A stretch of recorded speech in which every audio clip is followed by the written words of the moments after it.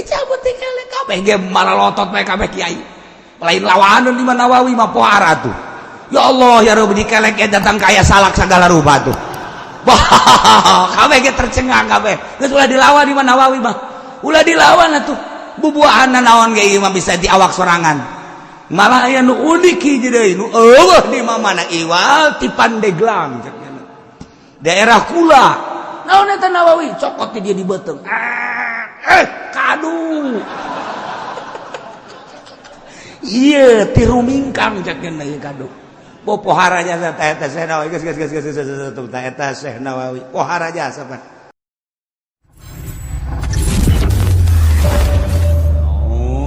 billahi minasyaitonir rajim inna allaha malaikatahu yusalluna 'alan nabi ya ayyuhalladzina amanu sallu 'alaihi wa sallimu taslima. Nawawi keur ngabahas masalah berbagai masalah di Masjidil Haram di Mesir kejadianna lain di Masjidil Haram di Mesir dina manakibna di Mesir lamun carita ti awal kan panjang kang Syekh Nawawi tanara ka Mesir maksudna nak naon deuk kitu naon gara-garana deuk nyita kitab sebab percetakan kitab harita 2 Beirut jeung Mesir sakalian deuk ka Beirut Syekh Nawawi teh ngan ka Mesir heula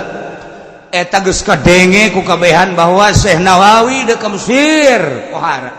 aya bahsul masail ngebahas berbagai permasalahan para kiai-kiai lantaran deuk aya kiai ti Mekah ngan aslina ti Banten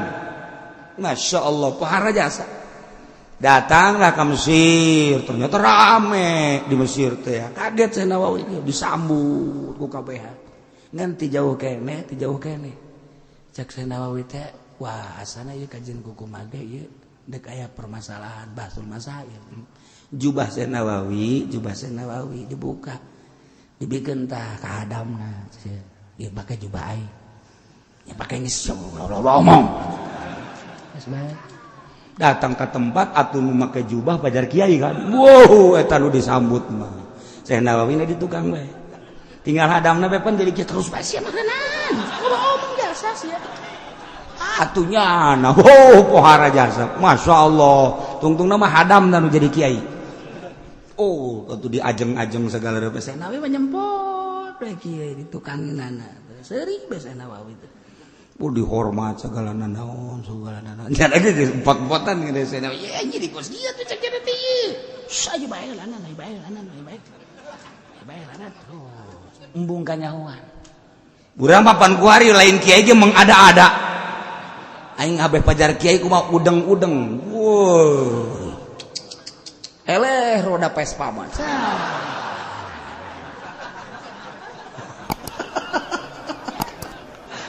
jubah 2 lapis hareudang elos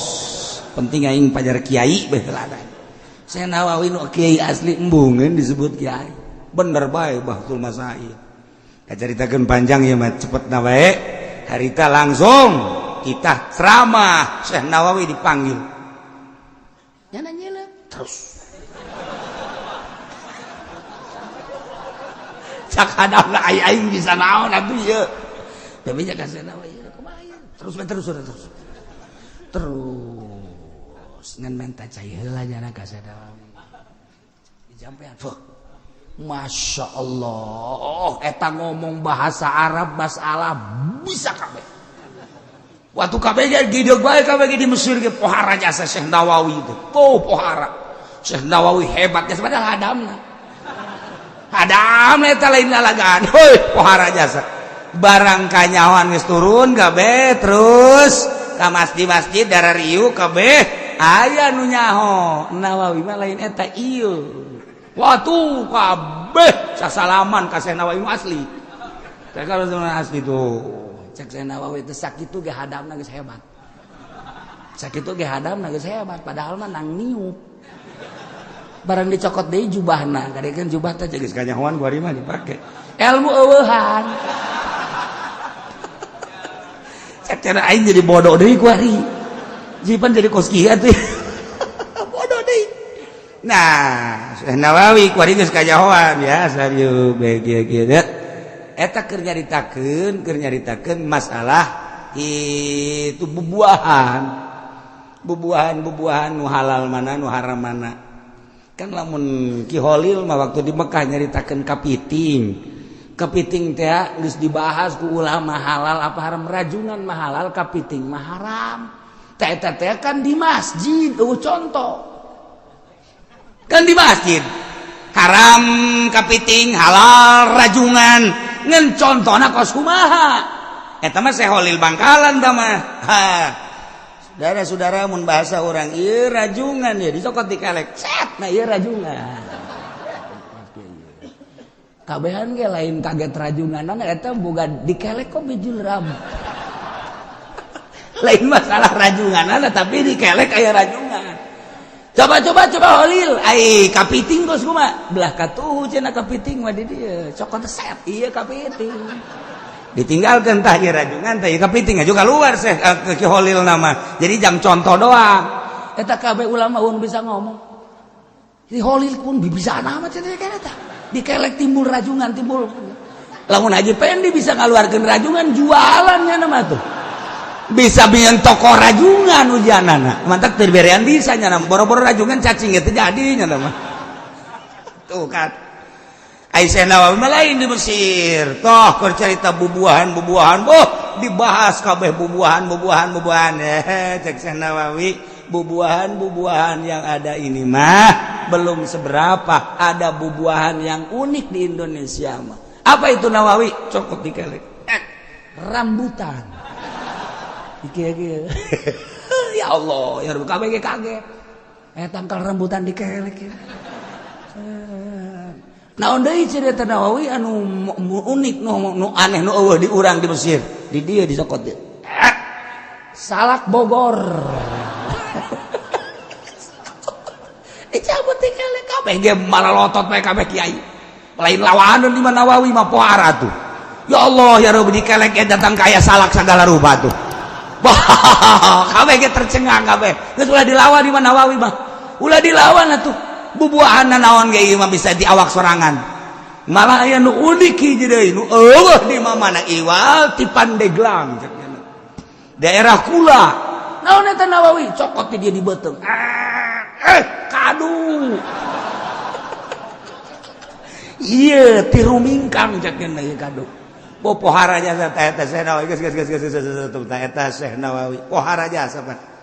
Masya Allah kunaon eta bisa gitu nang riyadhah geus jadi ahli Allah manaon bege kun fayakun Allah dibikeun urang mah puasa teu naon teu atuh aya kikituana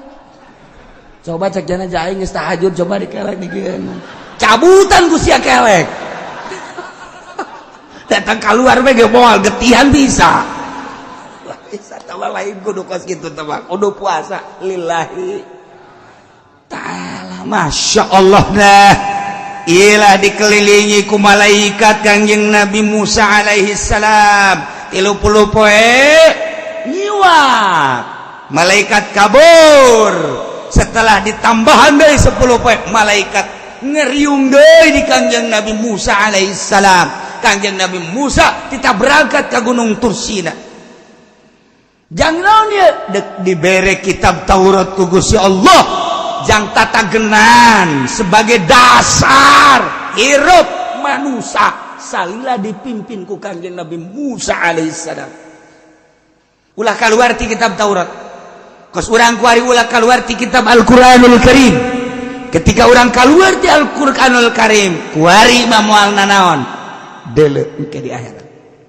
anu ngagugulung lain Al-Quranul Karim rasakeun engke di akhirat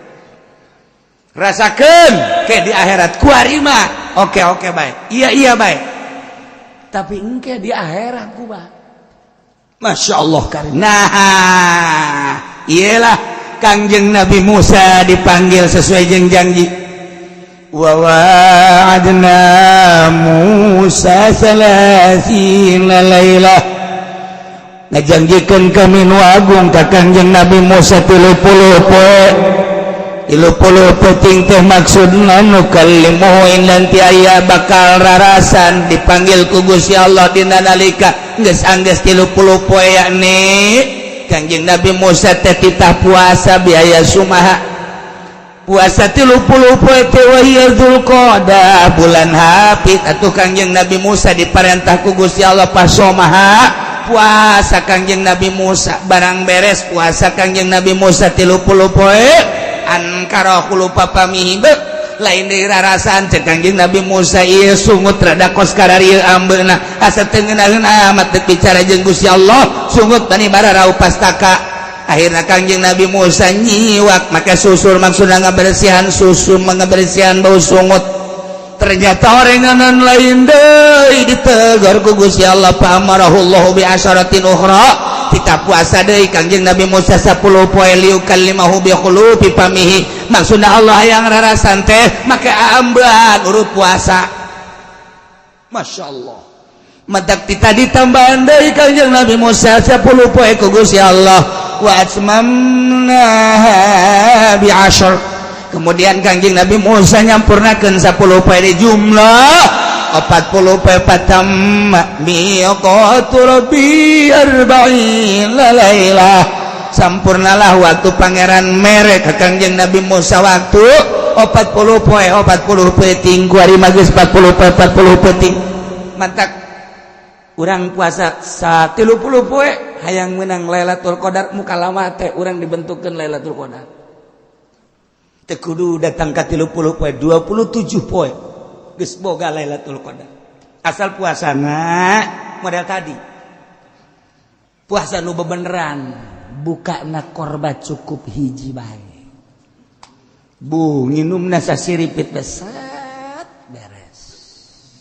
saur korma hiji nginum sasiripit sapoe 2 poe bertahan 3 poe tinggal kicep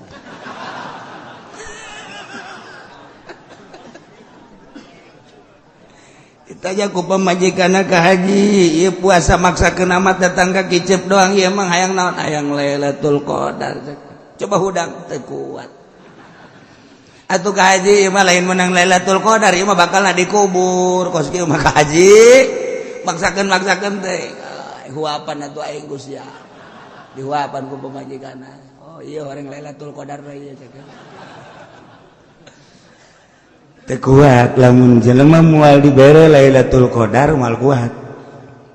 ketika jelema nu neuk dibere Lailatul Qadar kuat dibere kuat ku Allah emang awak urang nu sanu Allah cak Gusti Allah teh hais manusia awak teh nangieun aing lain nu sia ulah diawak ku sia lantaran yang nyeun aing jauh kadar kakuatanana jajijeunan aing urus ku sia awak kulo dahar sia wasrobu inuman kusia wala tusrifu ulah loba teuing sakadar jang salat puasa hayo sia dahar nginum eta mah syariat ketika sia hayang datang ka aing daharna saeutik bae nginumna saeutik bae sia deuk bersyariat silakan asa ulah mabok bae kulu wasrobu wala tusrifu sia bersyariat sok dahar sana nampan sorangan bae mantas daharna ge bubuka gejli karung goni ya kerjasian datang ke tarawih kita jadi imam masih siapa emang kurang gitu pan biasanya jadi imam teu kuat ya sabeuh teuing teu kuat jadi makmum bae nyawa jadi makmum ge nyawa tamat doang teu ya eta wal menang Lailatul Qadar teh puasa sah-sah bae teh betul syariat ya tapi ketika urang deuk make thariqah awas cak Allah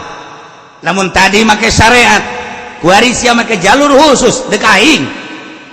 awas sia lamun deuk aing naho kadar kekuatan awak sia leuwih tibatan jang salat jeung jang ngaji disiksa sia ku aing teu meunang bertarekat mah leuwih teuing tibatan pamaksudan leuwih teuing tibatan pamaksudan teh geus doraka masyaallah nu mantak beda ieu mah norekat bae ai peutingnya bandeng di lembur illallah beuh ai dahar sanyiru mendingan dirantai tah mah li torekat kos kitu mah tuh emang norekat kumaha aja lain la ilaha illallah na norekat na tah dek jalur khusus berarti teu meunang leuwih ti pamaksudan ieu teh maksudna dengan salat berarti sia lamun salat make kudu dahar jacak Allah ge tanagana kudu aya ti dahar nah daharna ukuran jang salat sabaraha huap cukup eta teh 5 huap gak gendap huapna geus doraka je kumaha gitu pamajikan ku ari ieu urang teu hayang ka pamajikan haram lamun kawin lamun urang can usul haram kawinna bertentangan jeung syariat henteu sabenerna mah ieu mah dalam rangka suluk deuk ka Allah ketika jara geus usul deuk opat ge masalah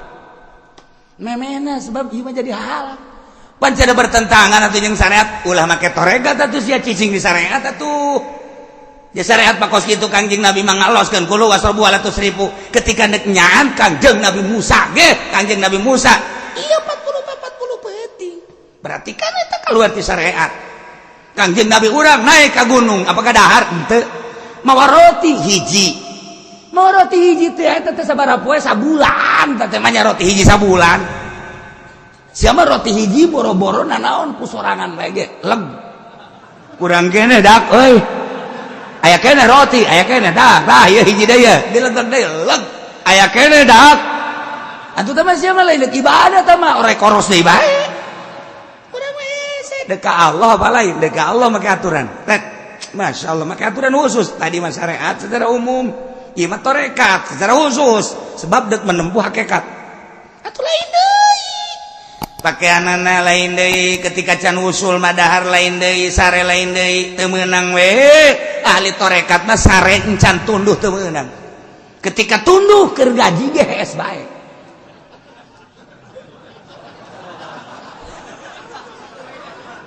tak lamun keur ngaji naon hees eta jelema norekat eta babe teu nabek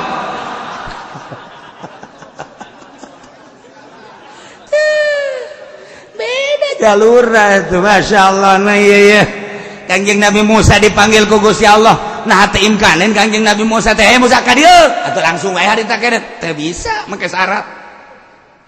Musa sia teh nabi aing sia teh rasul aing ketika deuk ka aing puasa heula cacak nabi deuk ka Allah dipanggil kudu puasa heula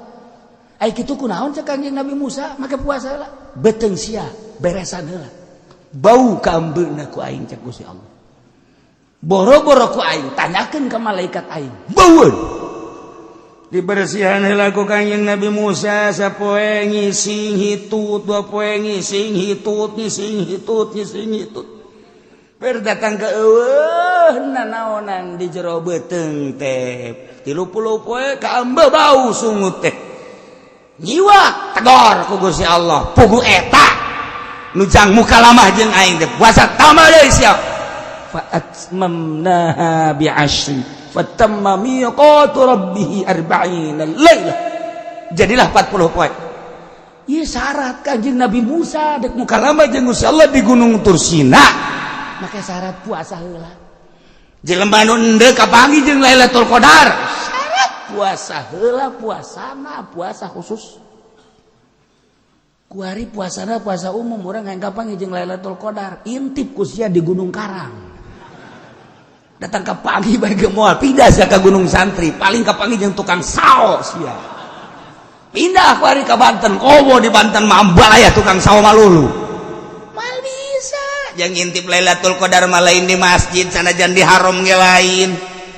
jaloba jelema di Masjidil Haram teu kapanggih jeung Lailatul Qadar loba jelema anu di imah bae kapanggih jeung Lailatul Qadar kumaha emang syarat kapanggih jeung Lailatul Qadar beteungna bersihan heula tina urusan-urusan dunia ikhlaskeun ka Gusti Allah kakarak intip tanggal 2 hiji tanggal 23 tanggal 25 tanggal 27 sok intip loba jelema nu kapanggih geus teu meunang bebeja brak kaget sesuai jeung kadar derajat dirina anu langsung neuleuh aras nu langsung neuleuh Baitullah anu dibukakeun bae ieu teu kadeuleuna naon Lailatul Qadar eta teh lain di bulan Ramadan bae di bulan kuari ge berbentuk kos Lailatul Qadar teh aya. Nu mantak Lailatul Qadar menanyakeun ka wali mah lain bulan Ramadan di bulan-bulan biasa ge aja aya. Sebagian nama manggihan. Terus bae malam Jumat kapanggih jeung Lailatul Qadar. Kamari ge orang Cilongok. Orang Cilongok ieu beneran ieu mah. Beneran ieu mah. Nyana bangun bungaheun jasa. Gua ditanya, "Sia bunga apa tes kapanggih jeung Lailatul Qadar?" Di mana? Di Puri. Sakai heran lain Lailatul Qadar di Puri. Jam sabaraha? Tadi jam 5 boloon mah budak. Kapanggih Lailatul Qadar atau pertama Lailatul Qadar, taman Naharul Qadar. Aduh, ampun, cek ada geulis jasa teman Lailatul Qadar meureunana. Maksudnya sih eta mah herang, cenah kiai herang ngagenyai. Oh, meureun nyana ngadenge surah kiai bahwa Lailatul Qadar ngagenyai. Di Puri kapanggih jeung ngagenyai. Goblok teh jelema. Eta orang Cilongok bareng ditanya aku ulah KTP nama lain orang Cilongok lain. Mal aya orang Cilongok mah kos kitu mah. Mali bejakeun ku aing mah pokona. Teh Kangjeng Nabi Musa dek muka lama jeung Gusti Allah syarat puasa heula. Bersihan beuteung. Bersihan kolbu, geus boga kolbu mah Nabi berangkat. Wa qala Musa li akhi Harun. Kakak Harun cek Kangjeng Nabi Musa ka dieu heula ka dieu aya naon? Kaula teh dipanggil ku Gusti Allah dek muka lama jeung Gusti Allah di Gunung Tursina janji Gusti Allah terek mere wahyu. Bentuk nangke bakal nate kitab Taurat. Kula teh bakal dipanggil berangkat berarti kan kaditu ieu di Mesir teh kan eueuh sasaha maka kula titip ka anjeun kakak ukhlufni fi qaumi wa aslih wa la tattabi' sabilal mufsidin. Hampura kakak ukhlufni jadi pengganti abdi heula kakak teh pi qaumi dina urusan kaum kadem Harun wa aslih amrahum rarapi urusan-urusanana nya kade di Mesir teh aya Musa Samiri kula geus ngadenge selenting bawanding angin sanajan barican kapanggih jeung jelmana lantaran kula kaburu dipanggil ku Gusti Allah kade kakak wala tattabi sabilal mufsidin ulah rek nuturkeun kana jalan-jalan karusakan nuturkeun mah meureun henteu bimuafaqatihim alal ma'asik kumuafaqat kana maksiat ge ieu teh geus nuturkeun kana mufsidin. Lamun pemerintahan urang kuari teh mufsidin ngarusak lantaran urang ngadenge geus pripot teh geus berbagai triliunan rupiah lamun di daerah bae korupsi berarti kan mufsidin nya eta lain dibenerkeun ieu teh pembangunan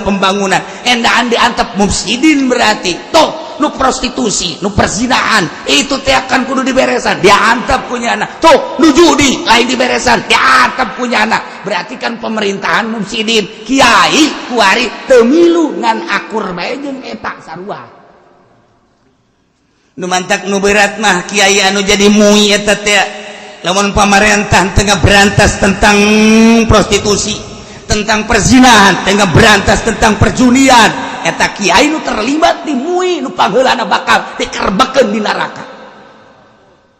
La ieu tah wala tattabi baca tah Qur'anna wala tattabi sabilal mufsidin ulah sok nutur-nutur kana jalan-jalan nu tukang ngarusak. Carana bimuafaqatihim al ma'asi ngakuran kana. Ku ngakuran mege tak eta teh geus pemerintah teu ngayakeun gerakan amar ma'ruf nahi munkar mui ta sirana siratu malik cuma teu nyaho tuh tokecang bae sirana siratu tah sirana siratu eta ratu teh awas eta bahasa kolot baheula wali eta je emang kumaha kita tam teh artina aing mah cicing bae ndek kumaha sang ratu bae aing mah eta teh sarua kos kitu digejeburkeun ka neraka jahanam mantep amit-amit aing mah jadi muih ye kiai kos urang mah kos kieu tah di MUI henteu di NU henteu di Muhammadiyah henteu swacablakna ngomong sabodo teh menyaritakeun Al-Qur'anul Karim atuh sabodo teuing teh mah hitung-hitung dakwah bae aing mah tuh ngadawahan pemerintah, ngadawahan kiai-kiai, ngadawahan ustad-ustad, ngadawahan taruhlah kiai-kiai mah jaman urang nana nu ngararaji ieu mah ka dieu mah lain kiai bangke kiai mah lulu ja. Ieu mah atuh jeung nu bodoh bae aing mah. Kayak itu jadikeun nu bodoh ngaji mah. Tuh. Maksudna mah lain kos kitu yu urang babarengan. Ketika aya pemerintah salah tegor mentak kula mah negorna melalui ngaji.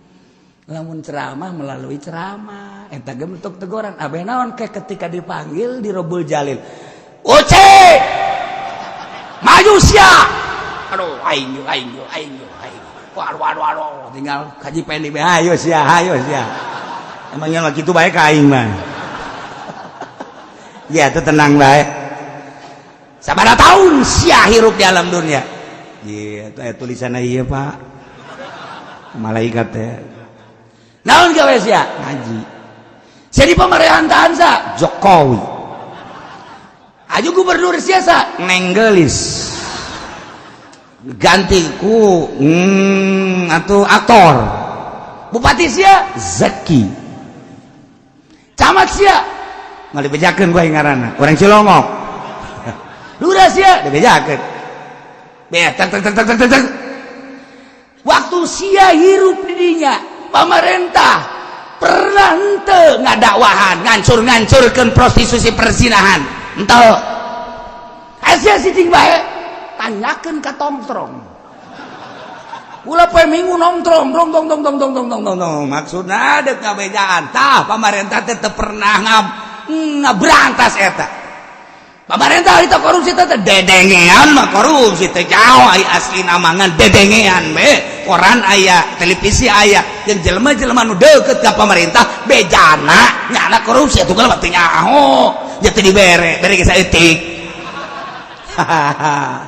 aju siap pernah negor pernah ira negorna melalui pengajian kugula ditegor eta teh bentuk negor kaula coba dipasang CD-na aya ke CD di itu ye emang eueuh CD engke di itu be aya bener cak Gusti Allah malaikat haji uji salametkeun mantep biasa aing geus mantep biasa geus lah eta bentuk dakwah eta negor-negor acan atuh kumaha teu tanu di MUI cicing bae di NU cicing bae awas di Muhammadiyah cicing bae awas kuari nu rada dakwah bebeneran mata HTI bangun bebeneran bangun wallah alam bener jeung teu nama bebenerannya nama bangun Al-Qur'an nyaut teuing nya jeung teu nama ngan suara Al-Qur'an didengungkeun mana nu ngadengungkeun suara Al-Qur'an eueuh aya ujian Banten di jerona make aturan jihad bahwa salah satu kewajiban bangsa yang umat Islam adalah jihad fisabilillah dijadikeunlah mata pelajaran kemudian dijadikan gitu ujian kuari kapan dikritik ke pemerintah tuh masalah tuh urusannya anak mah di Banten salah satu sanawiyah jeung aliyah kata kos gitu di mana cenah ki Banten aing teh nyaho bukan kos gitu bae tah eta kan dikritik kurang dek ngadirikeun secara praktis pasti dikritik bae di urang sebab lain negara Al-Qur'anul Karim negara Pancasila demokrasi ji ai kula mah henteu naon kitu ngaranna henteu ikut secara praktis sakadar ngabahas kos kitu Al-Qur'an ja ieu mah jang nyanakeun keneh ja pemerintah ge agama nama Islam bupati mau ditanya agamana weh sama suruh saya turun Habib ya tuh Nenggelis ge Islam saya wali di Pandeglang nu kaluan nu jarra di bupati apun eta si neng deui bae eta ku poloan urang Pandeglang nu dipilih neng deui bae eta kan berarti kan kiaina kadari itu kabeh nah eta engke pan kita tanggung jawab di Rabbul Jalil emang kumaha gitu ulama ngan sakadar caritakeun doa buat tinggi dia geus mun nasi neng mah gua lagi milih teh iya Kangjeng Nabi Musa tadi bersihan tek urang teu ngabersihan bagi hese jasa urang mah kadang-kadang teh lamun kurang-kurang nama kos si anu katu-katu cakatin naon mikiran batur sorangan bae ka Allah si anu mah katu nuk naon atuh mikiran batur aing sia bae tuh ka Allah mah kakarak rada tenang pikiran di akhirat bah engke mikiran batur bae ku sorangan tanggung jawab lah batur di kaluar-kaluar sorangan tek ngaji nyaritakeun urusan dunia makhluk dunia pek tapi ketika berangkat ke Allah serangan sebab nu tanggung jawab amal nu dibawa nu sorangan wa qala Musa li akhihi Harun kok cak Harun aya di ditu lain Harun sia ieu mah Harun kakak Kangjeng Nabi Musa alaihi salah ukhlub nih maneh jadi pengganti kaulanya urus kaum wa aslih amrahum urusan beberes masyarakat umat kade tauhidkeun ka Gusti Allah ulah salah wala tattabi sabilal mufsidin ulah nutur-nutur jalan-jalan anu rarusak kade ku cara ngamuapakatan ge ngaheuhan ge eta ge sarua bae mangga cek Kangjeng Nabi Harun abdi siap jadi pengganti ai adirek berangkat ma iraha rek berangkat nadi walamma jaa Musa ke Kangjeng Nabi Musa dipanggil ku Gusti Allah bakal mukalamah jeung Gusti Allah geus nyieun khalifah ku ari Kangjeng Nabi Harun kakana nu titah ngurusan umat na ieu bakal kumaha kacaritakeun Kangjeng Nabi Musa engke wallahu alam bisawab.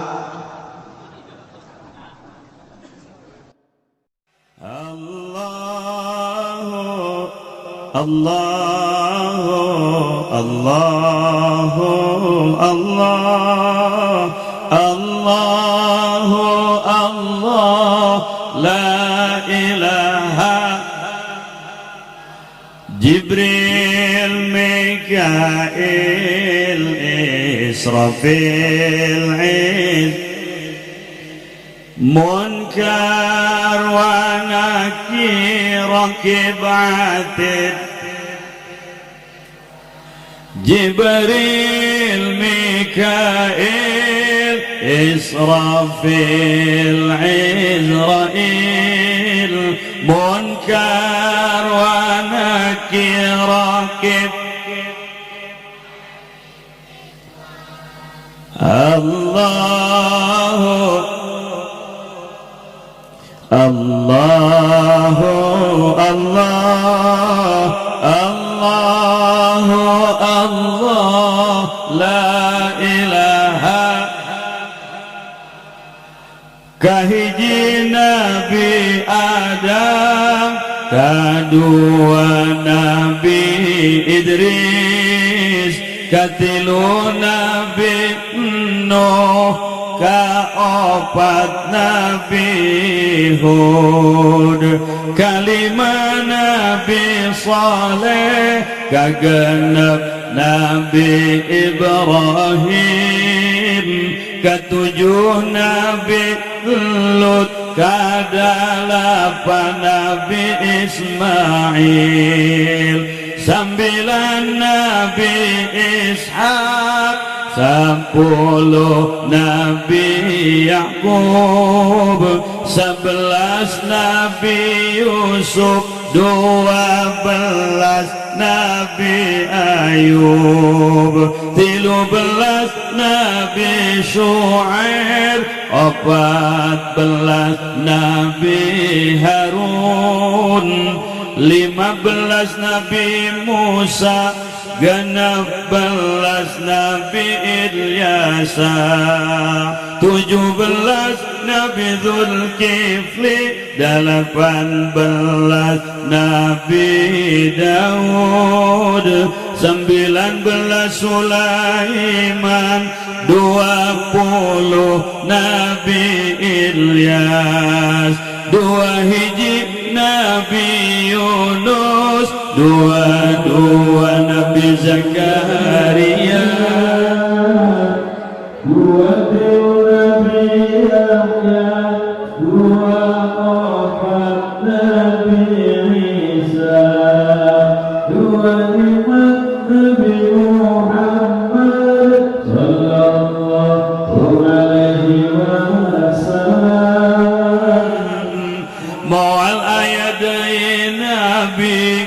dugi ka poe moal aya deui nabi dugi ka poe Allahu Allahu Allahu Allah Allahu Allah la ilaha Jibril Mikail Israfil Munkar wa Nakir Rakib Atid Jibril Mikail Israfil Izrail Munkar wa Nakir Rakib Allahu Allahu Allah Allahu Allah la ilaha kahiji Nabi Adam kadua